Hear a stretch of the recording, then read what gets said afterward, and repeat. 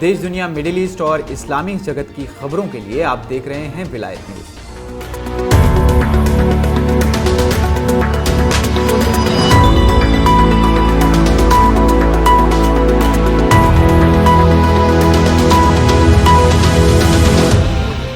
खबरों को शुरू करने से पहले आपसे रिक्वेस्ट है कि चैनल को सब्सक्राइब जरूर करें, शेयर करें और नए अपडेट्स पाने के लिए बेल आइकन को प्रेस करें।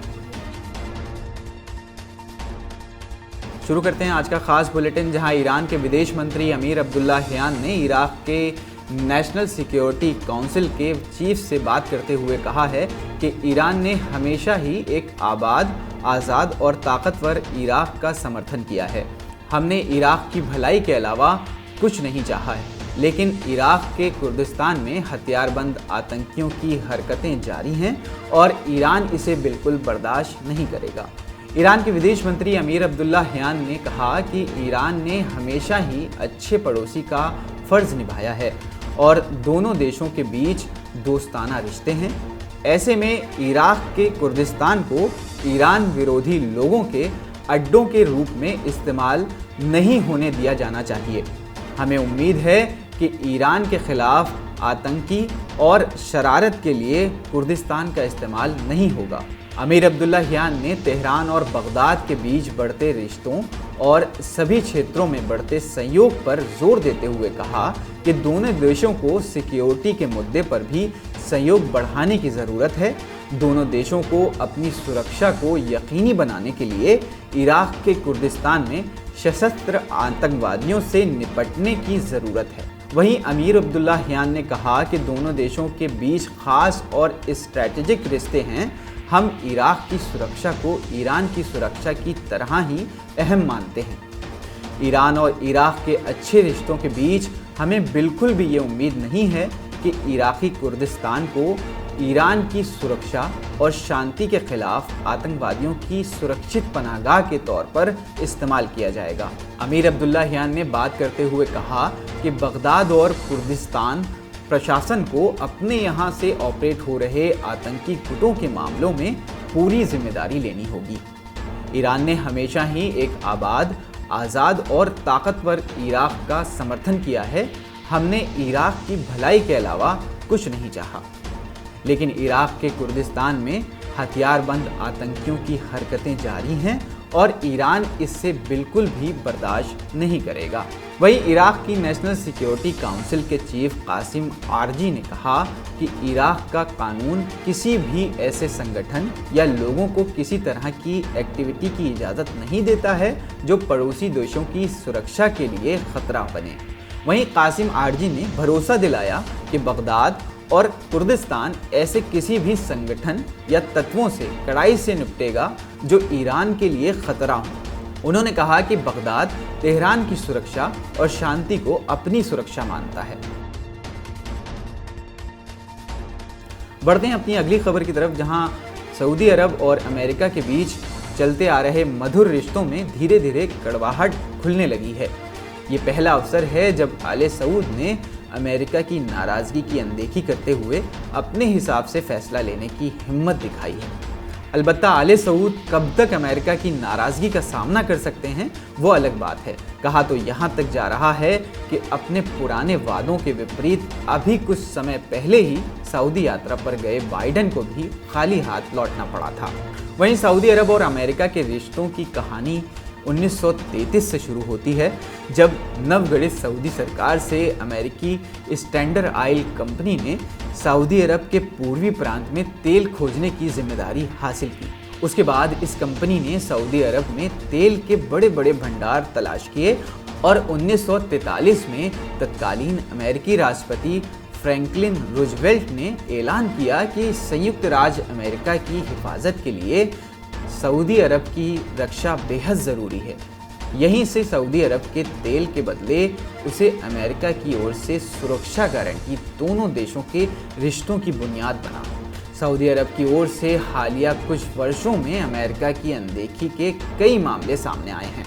वहीं अमेरिकी कांग्रेस के डेमोक्रेट सदस्यों के मुताबिक हाल ही में तेल के उत्पादन में कटौती का मामला तो सिर्फ एक नमूना है। सऊदी अरब ने हालिया कई वर्षों में अमेरिका को उकसाने वाले कई कदम उठाए हैं। जहां रूस यूक्रेन संकट के बीच अमेरिका और यूरोप ने तेल और गैस उत्पादन करने वाले देशों से तेल आपूर्ति बढ़ाने की मांग की थी ताकि रूस की ओर से ऊर्जा कटौती के कारण उपजे संकट पर कंट्रोल किया जा सके।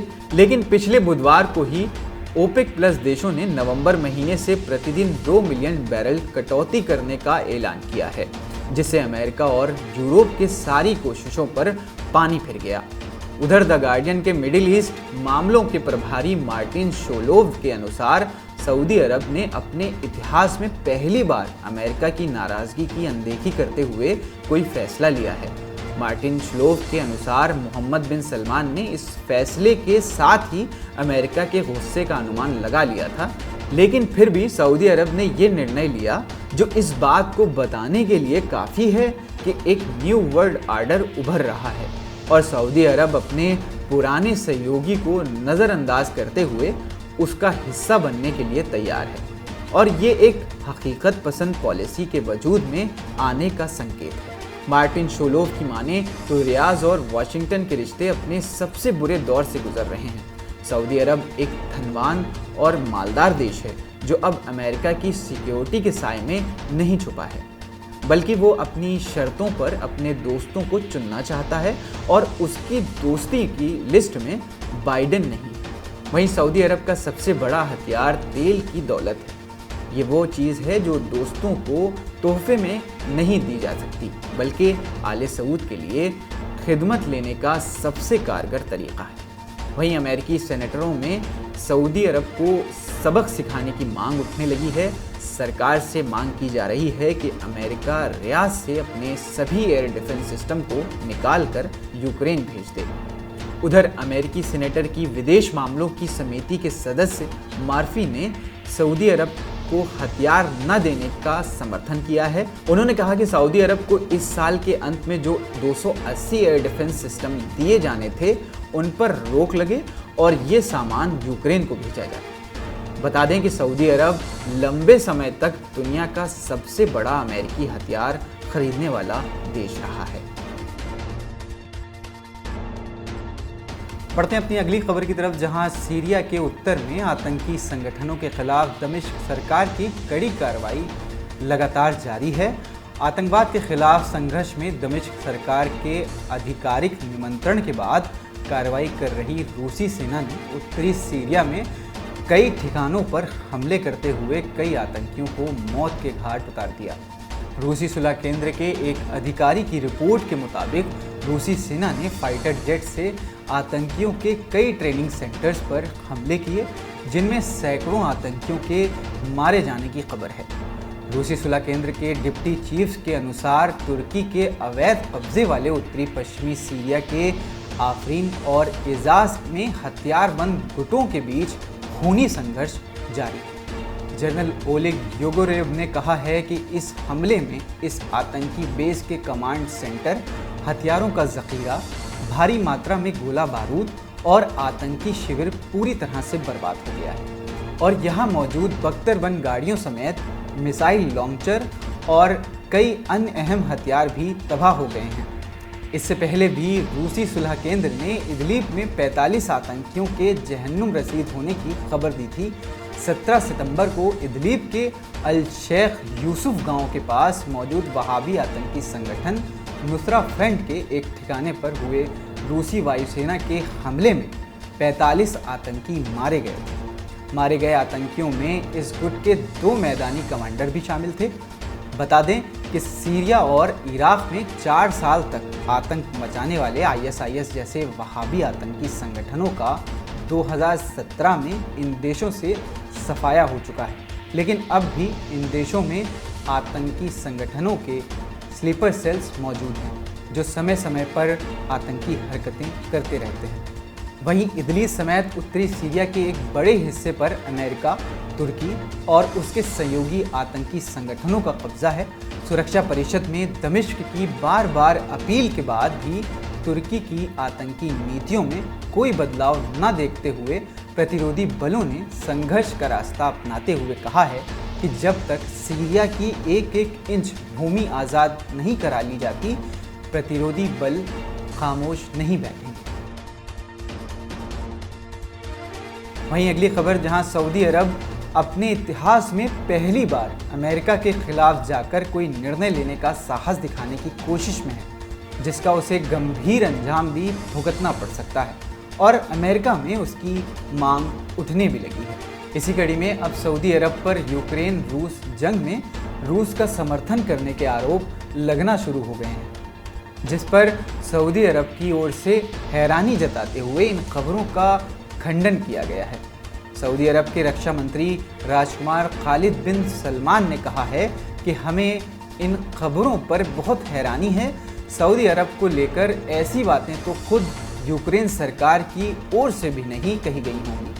वहीं खालिद बिन सलमान ने कहा कि ओपेक प्लस ने तेल उत्पादन कम करने का जो फैसला किया वो अपनी अर्थव्यवस्था को देखते हुए किया है, लेकिन हम पर रूस का समर्थन होने के आरोप लगाए जा रहे हैं। ईरान भी ओपेक का सदस्य है, तो क्या इसका मतलब ये होगा कि हम ईरान के साथ खड़े हैं? बता दें कि ओपेक प्लस के तेल उत्पादन कम करने के फैसले के बाद CNN से बात करते हुए बाइडेन ने कहा था कि रियाद को इस फैसले का असर सऊदी अरब और अमेरिका के रिश्तों पर पड़ेगा। वहीं व्हाइट हाउस की राष्ट्रीय सुरक्षा परिषद के प्रवक्ता जॉन किर्बी ने भी ओपेक प्लस के तेल उत्पादन में कमी के फैसले और अमेरिका और ओपेक प्लस के बीच मतभेद का जिक्र करते हुए कहा कि हम ओपेक प्लस के इस बयान से सहमत नहीं हैं कि ये निर्णय केवल आर्थिक मकसद से किया गया था। वहीं जॉन किर्बी ने कहा था कि हालिया दिनों में सऊदी अरब ने अमेरिका को ये मैसेज दिया था कि वो अपने तेल उत्पादन को कम करने का इरादा रखता है, लेकिन हम जानते थे कि रियाद का कोई भी फैसला रूस के लिए फ़ायदेमंद होगा और मॉस्को के खिलाफ लगी पाबंदियों को बेअसर करेगा। सऊदी अरब का ये कदम एकदम गलत है। वहीं सऊदी अरब पर रूस की हिमायत के आरोप लगने के बीच ही सऊदी युवराज मोहम्मद बिन सलमान ने कहा कि रूस और यूक्रेन के बीच तनाव करने के लिए हम हर मुमकिन कोशिश करने के लिए तैयार हैं। सऊदी युवराज मोहम्मद बिन सलमान ने दोनों देशों के बीच मध्यस्थता करने के लिए अपनी तैयारी की बात करते हुए यूक्रेन को $400 मिलियन की मानवीय सहायता करने का ऐलान किया।